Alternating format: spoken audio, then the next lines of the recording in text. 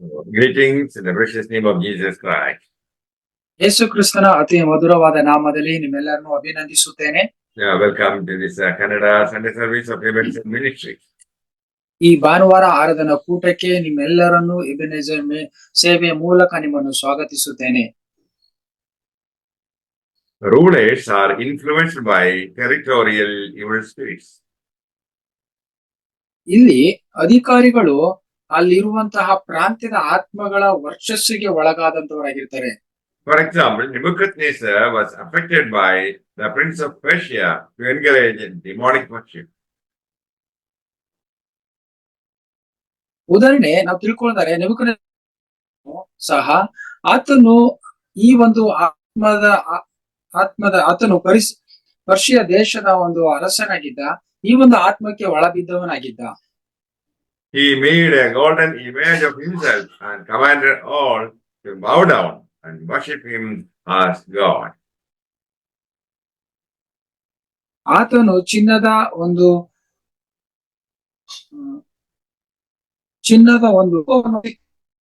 ಎಲ್ಲರೂ ಸಹ ಅಡ್ಡ ಬೀಳಿ ಅಂತ ಹೇಳಿಕೊಂಡ. God broke the power of the territorial spirit when he displayed his glory in the fiery furnace as the fourth man. ಈ ಒಂದು ಶಕ್ತಿಯನ್ನು ಸಂಪೂರ್ಣವಾಗಿ ಮುರಿಯಲ್ಪಟ್ಟ ಎಲ್ಲಿ ಅಂದ್ರೆ ಆತನು ಆ ಬೆಂಕಿಯಲ್ಲಿ ಮೂರನೇ ವ್ಯಕ್ತಿಯಾಗಿ ಕಾಣಿಸಿಕೊಂಡ ನಿಮಿತ್ತ. The same prince of Persia stirred up the governors and tried to kill Daniel. Persia ಅರಸನು ಅದೇ ತರ ಮತ್ತೆ ಆತನು ಬಲವಂದಿ ದಾನ ಕೊಲ್ಲುವುದಕ್ಕಾಗಿ ಎದ್ದು ನಿಂತ. But God rescued Daniel from the lion's den. ಆದರೆ ಕರ್ತನು ಆ ಒಂದು ಸಿಂಹದ ಬಾಯಿಯಿಂದ ದಾನಿಯೇಲನನ್ನು ಬಿಡಿಸಿದನು. Wicked territorial spirits tried to destroy the children of God. ದೇವ ಮಕ್ಕಳನ್ನು ತುಂಬಾ ಕೆಟ್ಟದಾಗಿರುವಂತಹ ಎಲ್ಲ ಪ್ರಾಂತ್ಯದ ಆತ್ಮಗಳು ದೇವ ಮಕ್ಕಳನ್ನು ಕೊಲ್ಲುವುದಕ್ಕೆ ಯೋಚಿಸ್ತವೆ. Even Esther and all the Israelis prayed and fasted for deliverance. ನಾವು ಇಲ್ಲಿ ಎಸ್ತರ್ ಪುಸ್ತಕದಲ್ಲೂ ಸಹ ಗಮನಿಸ್ತೇವೆ ಹೇಗೆ ಅಲ್ಲಿರುವಂತಹ ಒಂದು ಪ್ರಾಂತ್ಯದ ಆತ್ಮ ಯಾವ ರೀತಿ ಆಳ್ತಾ ಇತ್ತು. ಆ ಸಮಯದಲ್ಲಿ ಅವರೆಲ್ಲರೂ ಸಹ ಉಪವಾಸ ಬಿದ್ದು ಪ್ರಾರ್ಥನೆ ಮಾಡಿ ಆ ಎದುರಾದಂತಹ ಕೇಡನ್ನು ಅವರು ಜಯಿಸಿದ್ರು. So they were delivered from the oppression of satanic forces. ಸೈತಾನನ ಒಂದು ಬಾಧೆಗಳಿಂದ ಅವರು ಸಂಪೂರ್ಣವಾಗಿ ಜಯ ಬಂದಿದ್ರು. Artemis was the Ephesian goddess. ಎಫಿಷಿಯದಲ್ಲಿದ್ದಂತಹ ದೇವತೆ ಅರ್ತಮಿಸ್ ಎಂಬುದನ್ನು ನಾವು ನೋಡುತ್ತೇವೆ. The demons behind the idol instigated the uproar against Paul to disturb and frustrate the preaching of the gospel. ದೇವರ ಸುವಾರ್ತೆ ಸಾರುಕೆ ಪೌಲನಿಗೆ ಡಿಸ್ಟರ್ಬ್ ಮಾಡೋಕೆ ಗದರಿಸಿದಂತಹ ಒಂದು ದುರಾತ್ಮ ಯಾವುದಪ್ಪ ಅಂದ್ರೆ ಆ ಒಂದು ಎಫೆಸದಲ್ಲಿ ಇದ್ದಂತದ್ದು ವಿಗ್ರಹಕ್ಕೆ ಹಿಂಬದಿಯಾಗಿ ಕಾರ್ಯ ಮಾಡುವಂತಹ ಆತ್ಮ. This was Satan's fighting against God's spreading of his kingdom on the earth. ದೇವರ ರಾಜ್ಯದ ಈ ಭೂಲೋಕದಲ್ಲಿ ಅದು ವಿಸ್ತಾರವಾಗುವುದಕ್ಕೆ ಸ್ಥಾಪಿಸಲ್ಪಡುವುದಕ್ಕೆ ವಿರುದ್ಧವಾಗಿ ಹೋರಾಡ್ತಿರುವಂತಹ ಒಂದು ಆತ್ಮ. Jesus warned against the spirit who claimed dominion over the earth by speaking the word of God. It is written. ಯೇಸು ಸ್ವಾಮಿನೂ ಸಹ ಅದೇ ರೀತಿ ಈ ಒಂದು ದುರಾತ್ಮಗೆ ವಿರುದ್ಧವಾಗಿ ಆತನು ಮಾತನಾಡಿದ್ರು. ಭೂಲೋಕದಲ್ಲಿ ಇರುವಾಗ ದೇವರ ವಾಕ್ಯದಿಂದ ಅವನನ್ನು ಜಯಿಸಿದ್ರು.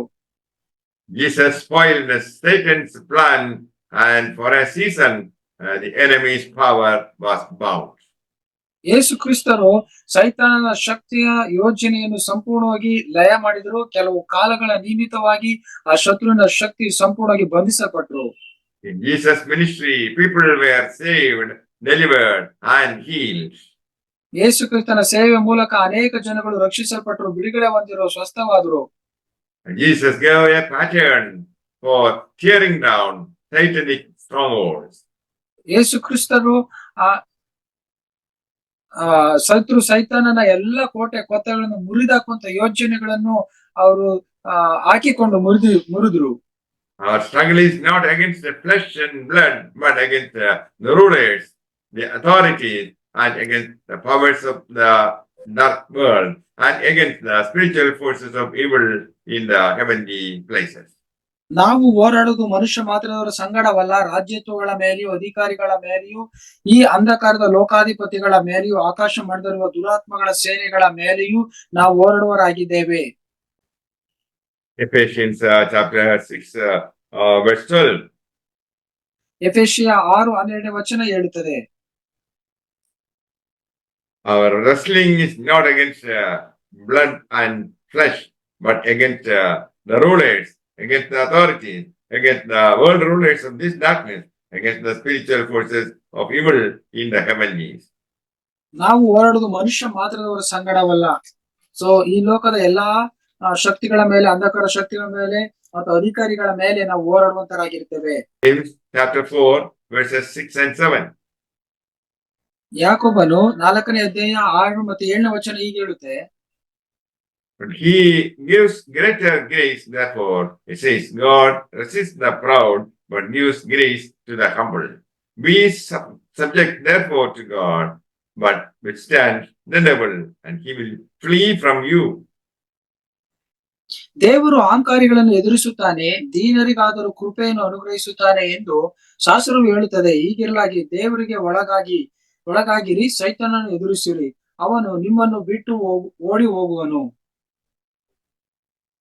Gospel according to Saint Matthew chapter 16 verse 18. ಮತ್ತಾಯ 16:18 ಹೀಗೆ ಹೇಳುತ್ತೆ,